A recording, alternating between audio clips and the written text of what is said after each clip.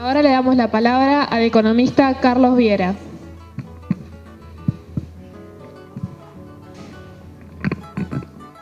Buenas noches, compañeros, compañeras, un saludo a todas y a todos.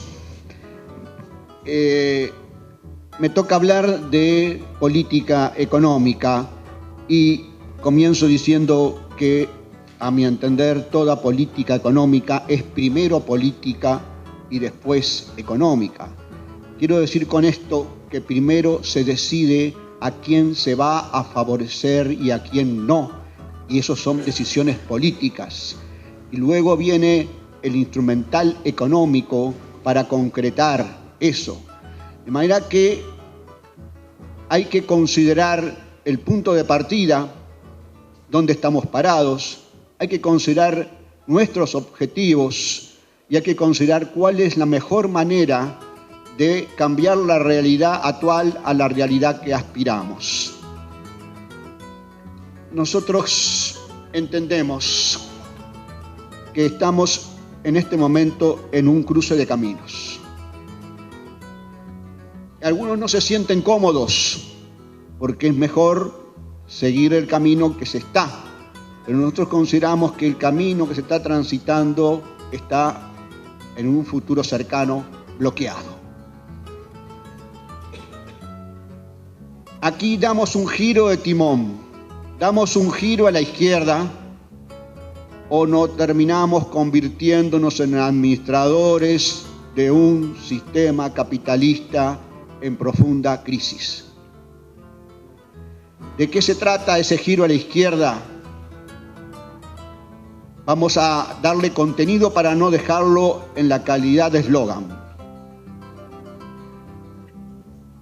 Un giro quiere decir que no estamos de acuerdo en los aspectos básicos a seguir haciendo más de lo mismo. Un giro quiere decir eso. Ni siquiera es andar más rápido en lo mismo, profundizar los cambios, sino que hacer otras cosas. Porque como dije, el camino derecho está agotado. Y vamos a entendernos, compañeros, que nadie aquí está criticando lo que se hizo, que nadie se llama engaño. Tuvimos 2 gobiernos del Frente Amplio que lograron avanzar hacia los objetivos de la izquierda uruguaya. Ni los blancos ni los colorados hubieran creado el Mides con lo que el Mides hizo.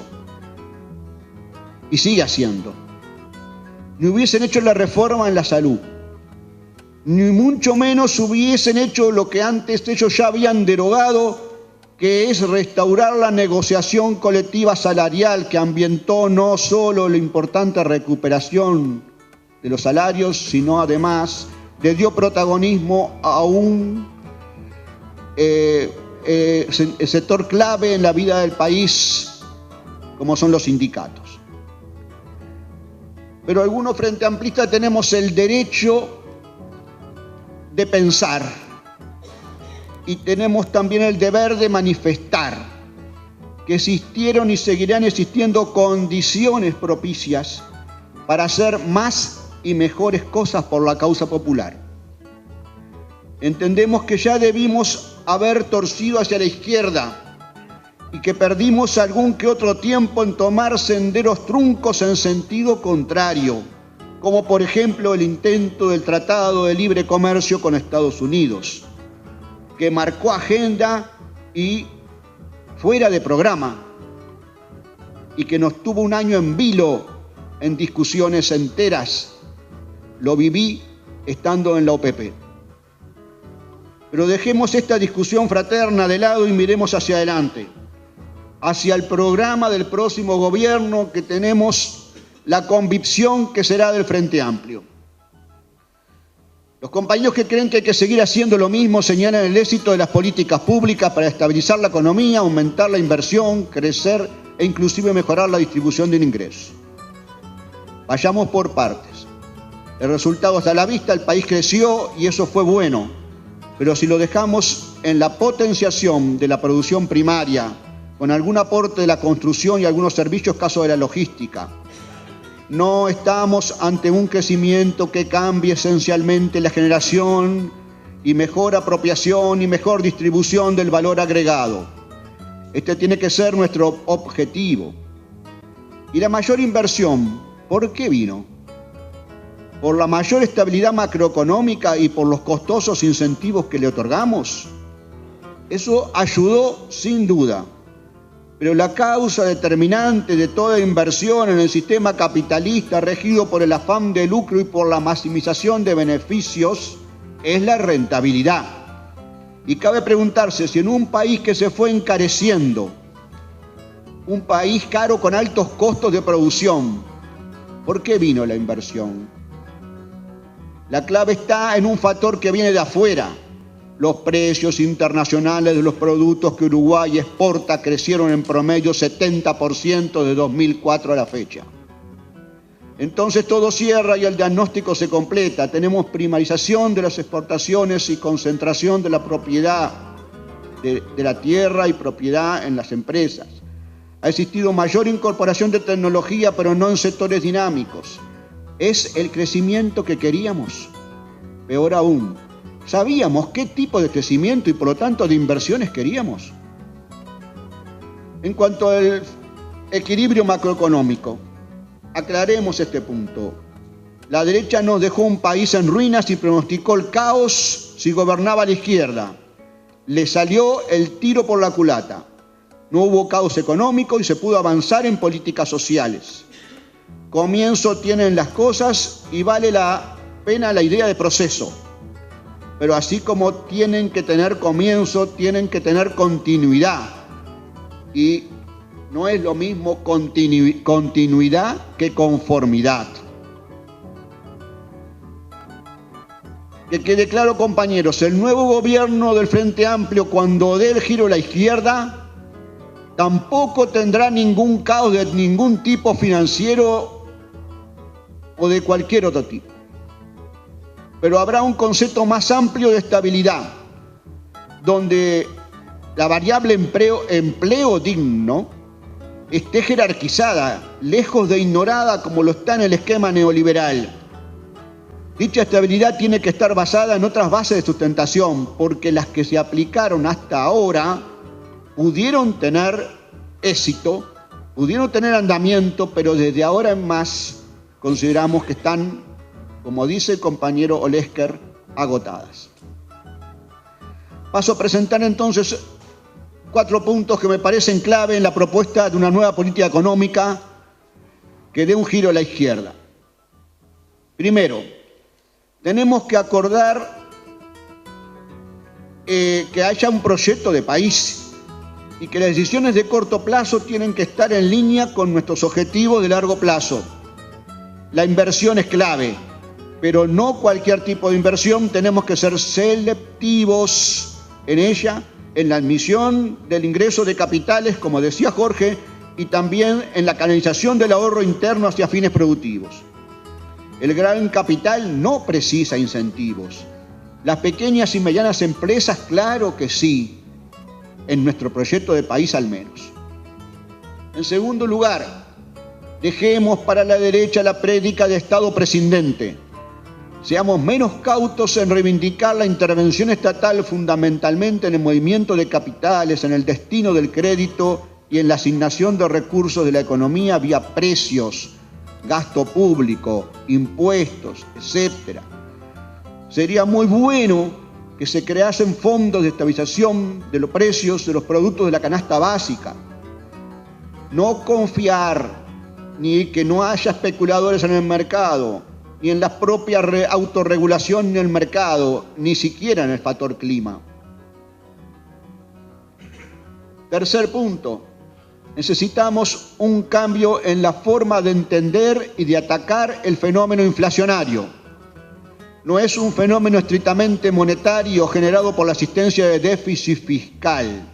Es un fenómeno complejo en el que intervienen muchos factores explicativos y no los podemos tampoco considerar como el único termómetro de la estabilidad macroeconómica.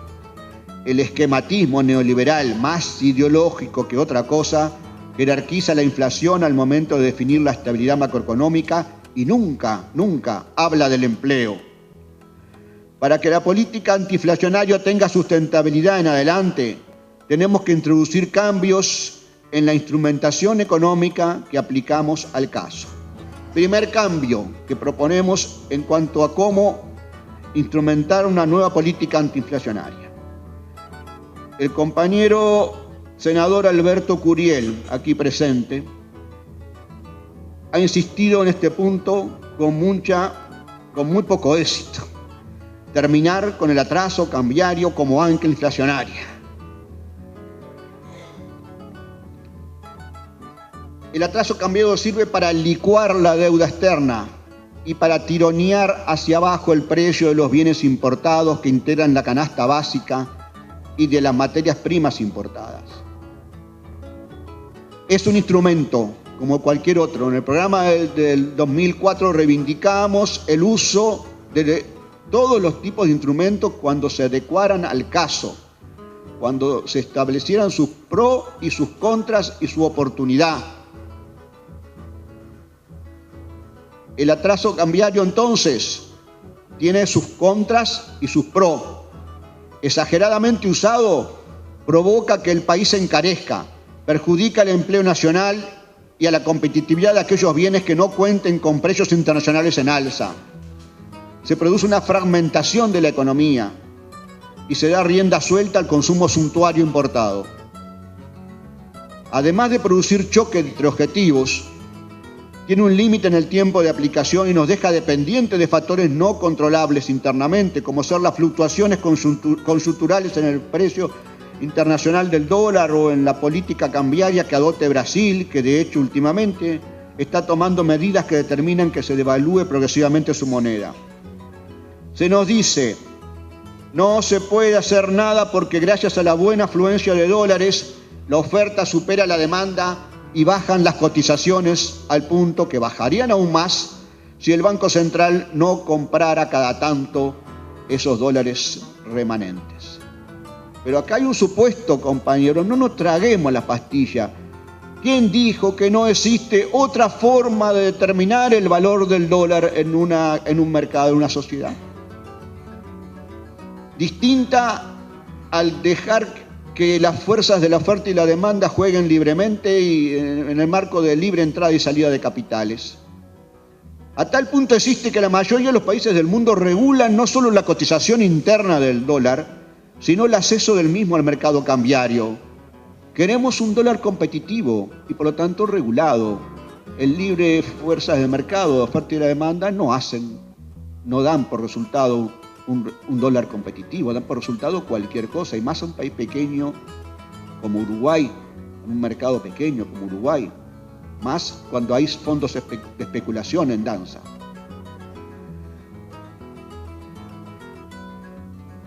Habrá situaciones coyunturales, la vivida en el año 2002, por ejemplo, que va a habilitar el dólar regulado.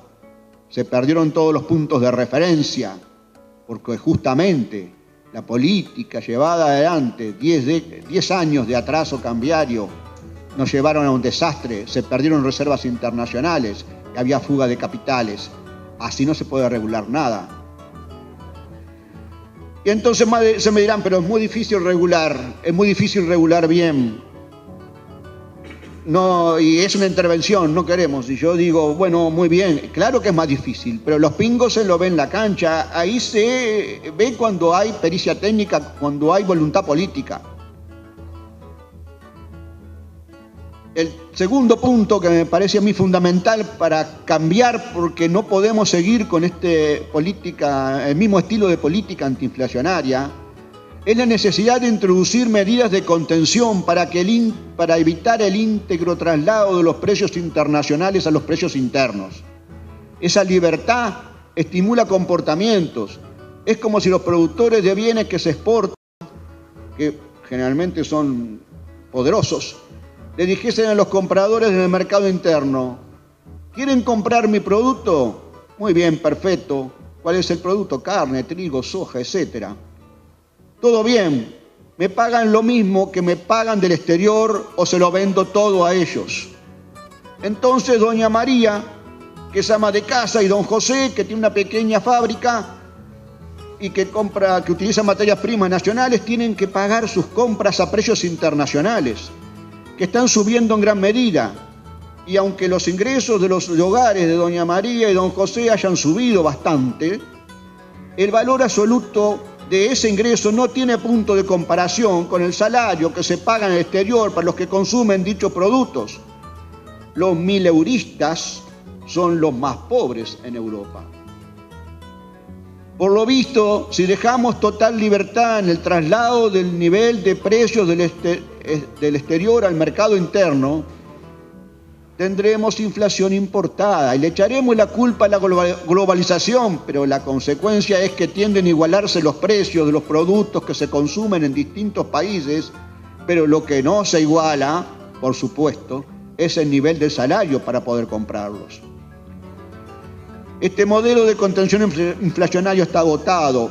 No caigamos en la trampa de aplicar la misma receta que aplicaron blancos y colorados y que llevó a la crisis del 2002. Seamos consecuentes con nuestra afirmación contenida en el programa del 2004. Allí decíamos, nunca más la trilogía de endeudamiento externo, déficit fiscal y atraso cambiario. El cuarto punto al que me quiero referir es: tenemos que dar prioridad a las políticas sociales revisando el concepto de espacio fiscal. La verdad es que cuando se habla de espacio fiscal me viene a la mente aquel monolito de la película 2001 Odisea del Espacio. Es algo misterioso que aparece en escena, robusto, no hay con qué entrarle. Parece ser que es lo que queda para gastar en políticas sociales sin que se enojen los que tienen más capital y más ganancias por la contribución que le pedimos para financiar el presupuesto. Esa es mi definición del monolito. Tratemos de pensar en clave de izquierda. Habría que revertir ese concepto. ¿Qué tal si decimos, primero determinamos las necesidades razonables de la sociedad y luego establecemos las contribuciones que tenemos que requerir a cada cual según su capacidad? La mejora en la distribución de ingresos se puede lograr de dos maneras: con mayores impuestos o con más gasto público bien direccionado. Con mayores impuestos a los que más tienen y mejor gasto público direccionado. Hay que combinar ambas formas para obtener una óptima, mejor distribución del ingreso. Entonces esto nos lleva al problema de la política fiscal.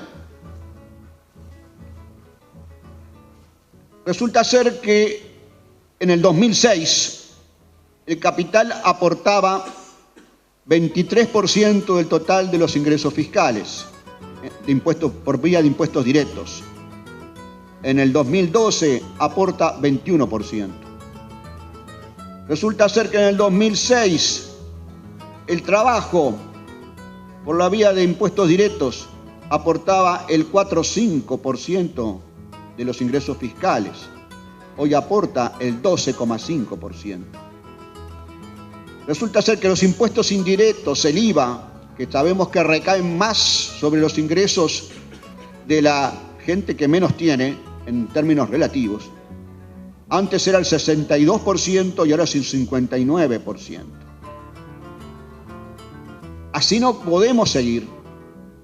Esto es un dato que evidencia que la reforma tributaria que se planteó y la dimos como algo perfectible, como algo transitorio, esa reforma tendría que tener una evolución. A mí no me convence la evolución que ha tenido. Tenemos que margen, ¿es posible? Como dice la pregunta, claro que es posible afectar más a los ingresos de los que tienen más. Hoy tenemos una serie de condiciones que no existían antes. Hoy los equilibrios básicos están solucionados, no hay una emergencia social. Hoy los precios internacionales de los productos que Uruguay exporta tienen consolidado hacia adelante incluso un buen nivel de crecimiento. Hoy la crisis del capitalismo no nos pega tan fuerte debido a que hay cambios en la realidad que marcan una presencia muy fuerte demandante desde China, India, Rusia y hasta propiamente Brasil. Hoy, los capitales no encuentran lugar donde obtener rentabilidad. El capital es lo que sobra en el mundo.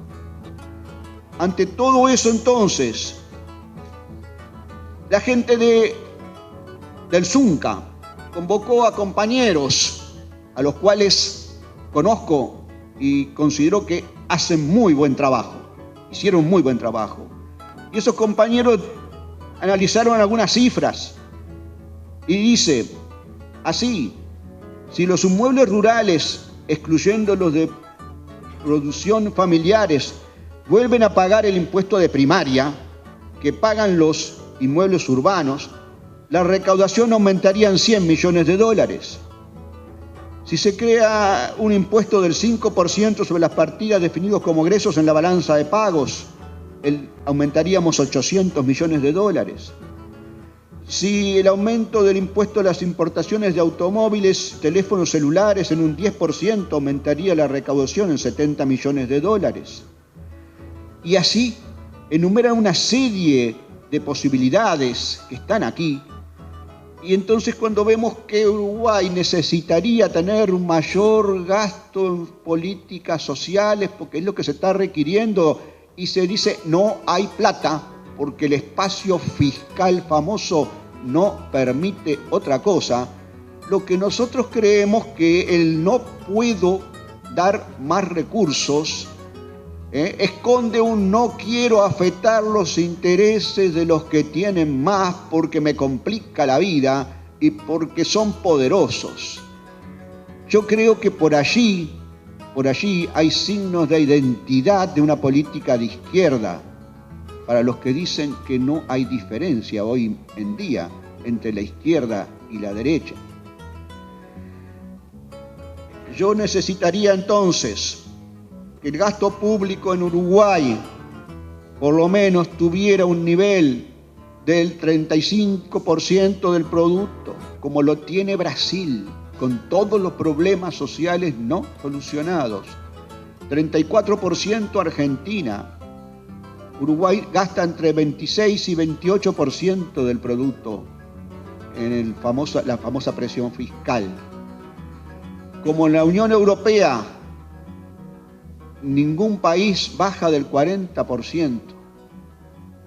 Entonces, por allí tenemos una serie de datos que realmente son impactantes. Por otro lado, resulta ser que para que los inversores se mantengan, se quedan o vengan, estamos pagando incentivos, que son subsidios. Si hablamos de subsidios al otro lado, a los trabajadores, a los consumidores, se rasgan las vestiduras cuando hablamos de subsidios al capital para que invierta. Está todo bien, pero los uruguayos estamos pagándole a esas empresas que, como dijo Jorge, son las grandes y no las pequeñas. Estamos pagando no menos de 500 millones de dólares anuales en renunciamientos fiscales para que ellos inviertan. Y tenemos un nivel de reserva, decimos no hay plata, y tenemos 15.000 millones de dólares acumulados en reservas internacionales, muy lejos de una normalidad en cuanto a nivel de reservas internacionales, que desde luego no se pueden usar en gastos corrientes, pero tenemos que tener un nivel correcto, no establecer un nivel tan holgado.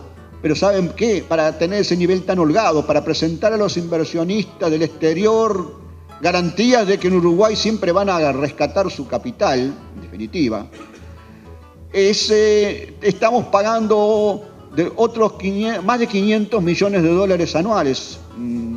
Decía el senador Lorier, unos 800 millones de dólares anuales por mantener reservas altísimas y dar una buenísima imagen del país al exterior. Bueno, por aquí entendemos cifras abrumadoras, ¿verdad? Y bueno, entonces tenemos otro impuesto que podría gravar cuando un comercio exterior del Uruguay está floreciente, cuando los precios internacionales crecen como crecieron, cuando el valor del dólar puede ser que esté abajo, pero mañana el valor del dólar puede estar más alto. Si hay ganancias superfluas, hay ganancias extraordinarias, demasiado altas, ya sea porque subieron los precios internacionales o porque subieron el dólar, ¿por qué no pedirle a ese sector que para obtenerlas no incorporó un gramo más de salario, un gramo más de trabajo atrás de eso, sino tiene muchos mayores ingresos, por ejemplo 70% más, por el mero hecho de haber exportado lo mismo con precios internacionales más altos? ¿Por qué no pedirle a ese sector una contribución para el país de una parte de esos pingües beneficios?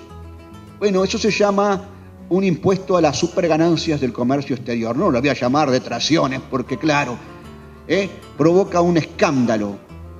¿Qué pasa con ese impuesto? ¿Qué objetivos se ganarían? ¿Qué se lograría?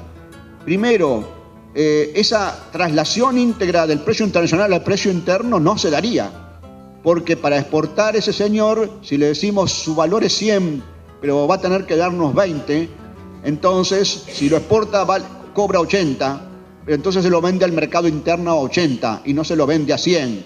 Quiere decir que doña María, cuando va a comprar carne, podría tener la carne más barata. Entonces, segundo, ¿fomenta la industrialización o qué? ¿O vamos a dejar que todas nuestras materias primas, como el cuero, vayan al exterior a industrializarse, a generar valor agregado afuera, a generar trabajo afuera? Porque trabajarlas en Uruguay a precio más barato, es la lógica de todos los países que tienen materias primas propias, generaría más competitividad y más posibilidades de esas empresas de producir con esos productos e incluso exportarlos. Tercero, provee de recursos al fisco que se pueden aplicar o bien, como dije, en políticas sociales o bien en fondos de estabilización para esos mismos productos, para evitar zozobras hacia arriba o hacia abajo en los precios. Y cuarto, orienta la asignación de recursos. ¿O qué queremos? ¿Un país totalmente plantado de soja? ¿O queremos también defender, por ejemplo, la lechería? Si mañana la soja avanza e invade la lechería, como pasó en Argentina. Entonces, aquí tenemos un instrumento que tiene tantas virtudes, y yo pregunto a los presentes si no se han puesto a pensar por qué cuando hablamos así de este impuesto se pone el grito en el cielo y se rasgan las vestiduras. ¿Será porque justamente es un instrumento poderoso que sirve para atacar intereses? Y digo, no es de recibo la respuesta que un compañero senador le hace a otro compañero senador cuando plantea este tipo de impuesto. Dice este compañero senador: no estamos de acuerdo con esas detracciones porque son medidas que alteran la libre fijación de precios en el mercado. Así no, compañeros, porque entonces, si así es, deroguemos todas las controles de precios que hay en el mercado. Las mutualistas no están con el precio fijado, el combustible, las empresas públicas no tienen precios fijos, el transporte no tiene un precio fijado, y así deroguemos todo. ¿Por qué en un caso sí intervención y en otro caso se plantean las cosas en estos términos tan crudos? Están pagando tributo a influencias que no son de la tradición del Frente Amplio. Las cifras del Zunca me dicen, si pusiésemos esas detracciones tan solo 15% a la exportación de madera y soja y 5% a la exportación de carne, se obtendrían 350 millones de dólares adicionales de recaudación. Entonces yo creo que, bueno, no hay plata, decía Ignacio de Posadas, que lo diga Ignacio de Posadas. Bueno, también decía, este gobierno no es corporativista. Cuando Sanguinetti decía, no es posible, si quieren reclamar, reclamen, pero yo nunca perdí un conflicto. Bueno, esas cosas son las que nos hacen pensar, cómo se para el gobierno brasilero con las manifestaciones que tuvieron. Y por ejemplo, dice, el transporte siempre fue subsidiado en todo el mundo, y si hay voz del pueblo es voz de Dios. Después que nos abruman tantas cifras, ¿qué nos van a venir a hablar como dice el tango, ¿qué me van a venir a hablar de amor? ¿Qué nos van a venir de hablar de espacio fiscal, compañeros? Tras el no puedo, hay un no quiero. Cuando llegué a Uruguay 21, Instituto de Promoción de las Inversiones y Exportaciones, año 2007, el Frente Amplio no había puesto un compañero de sus filas en ese instituto. Seguían siendo administrados por gente de los gobiernos anteriores. Y me extrañó que la presentación del país, aquello que se decía a los inversores, vengan a este país que es muy bueno, tenía entre otros 3 puntos.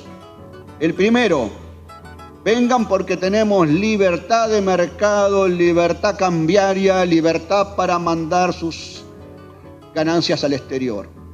Segundo punto, vengan a Uruguay. ¿Saben qué? No hay población indígena y la población negra es menor del 5%.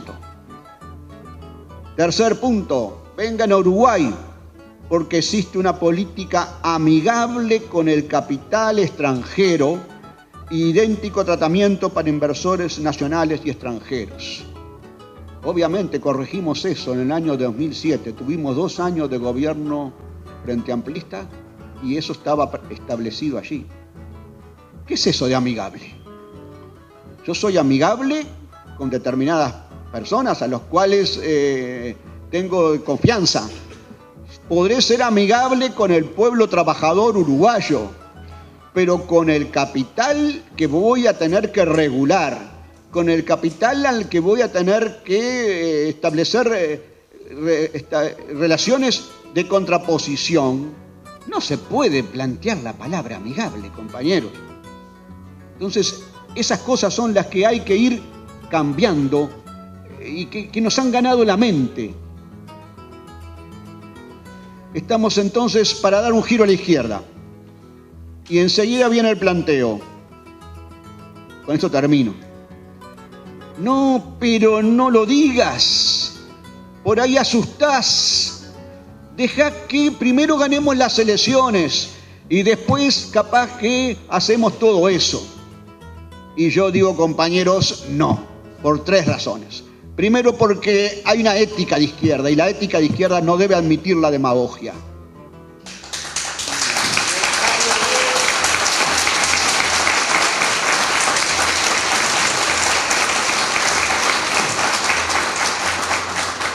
Segundo, porque creemos firmemente en la concientización del pueblo uruguayo y al pueblo uruguayo hay que decirle, vamos a hacer esto porque es lo que a vos te conviene y el pueblo uruguayo nos va a respaldar. Y vamos a ganar diciendo eso y vamos a quizás a perder si no lo decimos. Y tercero, porque si no lo decimos antes, compañeros, después no lo hacemos. Muchas gracias.